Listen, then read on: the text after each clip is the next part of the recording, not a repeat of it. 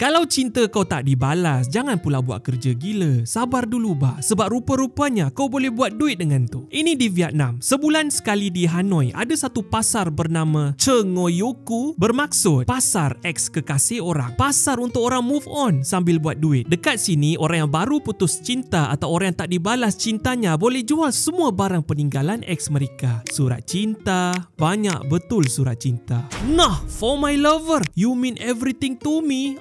Anduk bah kesiannya. Buku biodata, kraft tangan, masa bercinta tak ada duit kau buat hadiah sendiri. Fuh, dedikasi. Rantai, gelang tangan, murah seperti ex anda. Gambar dating lama pun kau jual. Apa-apa sahaja yang buat hati pedih bila nampak. Pengasas dia, Dintang, kata, tak ada hujan, tak ada ribut. Tujuan pasar ni nak bantu orang lepaskan beban emosi. Yang datang pun bukan nak untung. Ada yang datang sekadar nak lepaskan kenangan. Ada yang datang nak lepaskan lagu cinta yang terpendam. Dan manalah tahu, masa kau let go barang ex, kau terjumpa ex orang lain yang lagi matching.